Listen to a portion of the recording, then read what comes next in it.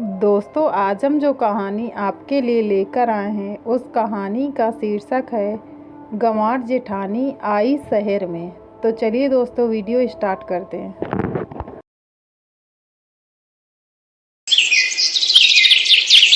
खाना लगा दिया टेबल पर, खा लेना। लेकिन तुम नहीं खा रही हो क्या? ओह, अब समझ आया।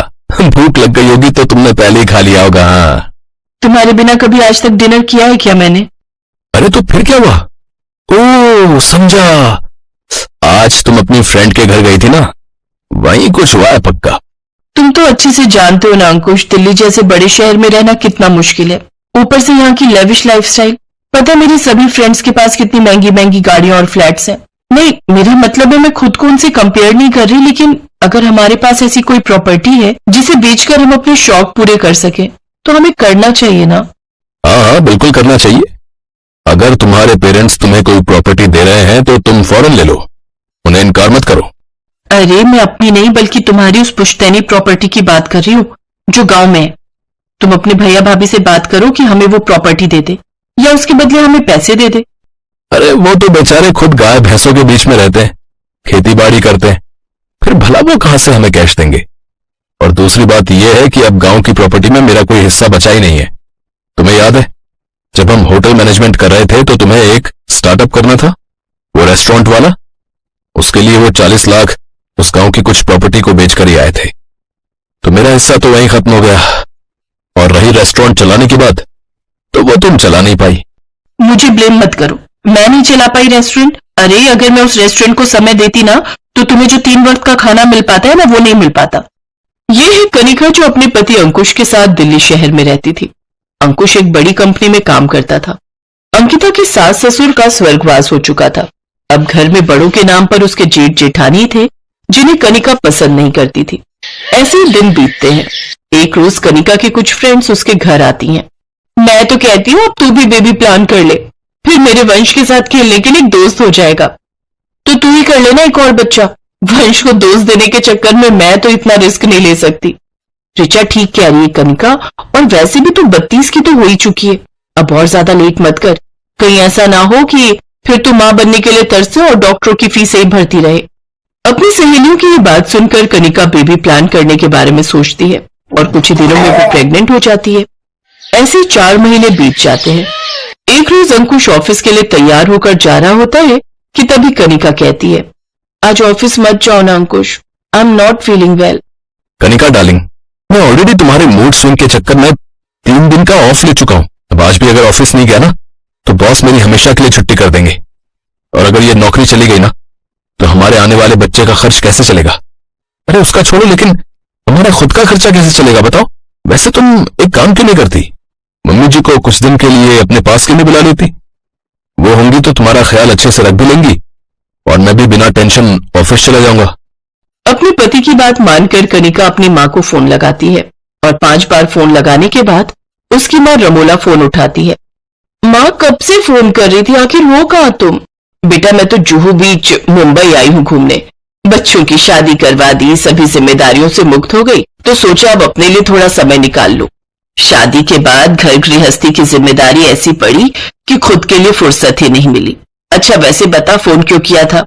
माँ इस प्रेगनेंसी में ना अकेले में जी घबराता है, कुछ दिनों के लिए यहाँ आ जाओ ना। तभी तो तुझे कहा था थोड़ा रुक कर प्लान करना था। अभी बहू के बच्चे को 6 महीने हुए नहीं कि तूने नंबर लगा दिया। बहू की बेटी की चड्डियां धो धो करना मेरे हाथ घिस गए हैं। अब तेरी उल्टियां आकर साफ करूं क्या? ना बाबा ना, अभी मेरे बस का नहीं है। तो आप यहाँ नहीं आ रहे हो मम्मी? अब तू मेरी उम्र भी तो देख, मेरे घुटने अब जवाब दे गए हैं। और वैसे भी, और हाँ वैसे भी इसके बाद मेरी शिरडी और सिंगड़ापुर मंदिर की ट्रिप है। अगर वो कैंसिल कर दी ना तो पैसे जाएंगे वो अलग, और ऊपर से शनि महाराज मुझसे नाराज होंगे वो अलग। ना बाबा ना, उनका प्रकोप मैं नहीं झेल सकती। तो एक काम कर, गांव से अपनी उस गंवार जेठानी को बुला ले। उस गंवार को बुलाकर मैंने सोसाइटी में अपनी कोई नाक थोड़ी ना कटवानी है, लेकिन मेरे पास और कोई ऑप्शन भी तो नहीं है। नौकरानी रखूंगी तो वो कुछ घंटे के लिए आएगी और ऊपर से पैसे लेगी वो अलग। जिस जेठानी को फोन किए हुए कई साल बीत गए, जो देवरानी न किसी त्योहार और न कभी जन्मदिन पर अपनी जेठानी को फोन करती, वो आज अपने मतलब के लिए उसे फोन करती है। नमस्ते भाभी जी, कैसी हैं आप? अरे देवरानी जी आप कैसी हो? सब ठीक तो है ना? हमने कितनी बार तुम्हें फोन लगाया, लेकिन हर बार कोई औरत एक ही बात कहती, रॉन्ग नंबर। कोई टेक्निकल प्रॉब्लम होगी भाभी। अच्छा, वैसे मैं आपको एक खुशखबरी देना चाहती हूँ। हमारे खानदान का चिराग आने वाला है। अब मेरे लिए सास समान तो आप, इसलिए सबसे पहले आपको ये खुशखबरी सुना रही हूँ। अरे वाह, ये तो बहुत ही अच्छी खबर सुनाई है तुमने।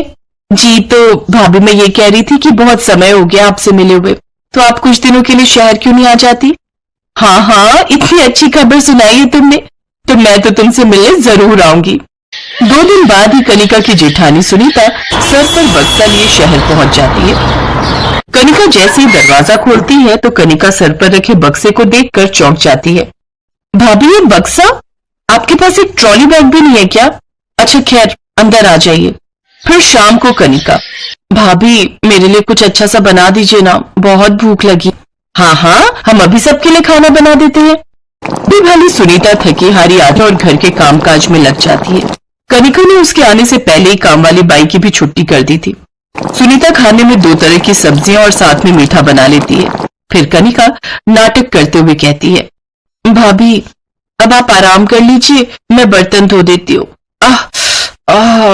वैसे उठा तो नहीं जा रहा। तुझे किसने कहा है उठने के लिए? मैं आ गई हूं ना, मैं सब संभाल लूंगी। तू तो बस पैर ऊपर करके आराम कर ले अब। इसी तरह अब सुनीता ही घर के सारे काम करने लगती है। एक रोज कनिका का जी मचलता है और वो हॉल में बैठे बैठे ही उल्टी कर देती है।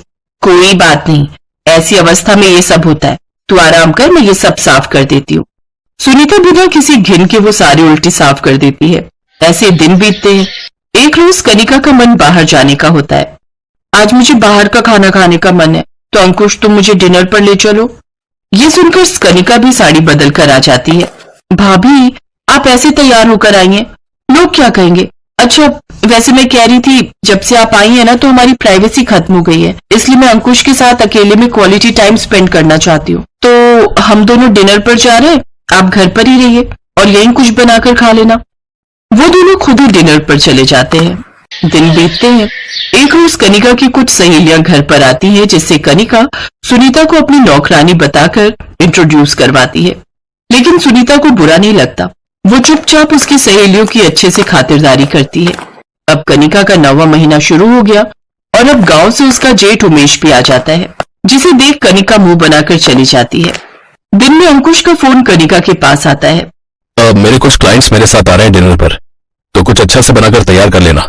सुनीता सबके लिए तरह तरह का खाना बनाकर तैयार कर देती है, लेकिन जब अंकुश उन क्लाइंट्स के साथ घर पहुंचता है तो वो उमेश को देखते ही उसके पैरों में पड़ जाते हैं।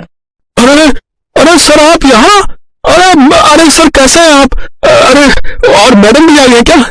तभी सुनीता हाथ में पकौड़े और समोसे लेकर बाहर आती है। अरे अरे, अरे मैडम आप क्यों काम कर रही हैं? लाइए ये प्लेट मेरे पास दीजिए, आप यहाँ बैठिए। हमारे लिए तो आप दोनों प्रेरणा हैं। इतनी बड़ी कंपनी के मालिक मालकिन होना, फिर भी हर काम करना और गांव की सीधी सादी जिंदगी जीना, वाह भाई वाह। जी ये तो मेरे जेठ जेठानी है जो गांव में रहते हैं, आपको कोई गलत फहमी हुई है। अजी नहीं जी, अजी क्या बात कर रहे हो? ये देशी मुल्क कंपनी के मालिक हैं जो गांव में रहकर बड़ी कंपनी चलाते हैं। और अंकुश तुम्हें याद है, एमबीए करने के बाद तुम नौकरी ढूंढ रहे थे, वो इनके रेफरेंस से ही तुम्हें मिली है। ये सुनकर कनिका और अंकुश हैरान रह जाते हैं। कनिका को अपने किए पर बहुत शर्मिंदगी होती है और वो उनसे अपने किए की माफी मांगती है।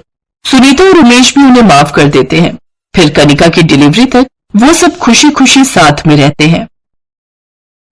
दोस्तों अगर आपको मेरी ये कहानी पसंद आई हो तो मेरी वीडियो को लाइक कीजिए, चैनल को सब्सक्राइब कीजिए और कमेंट करके ज़रूर बताइएगा यह कहानी आपको कैसी लगी। धन्यवाद।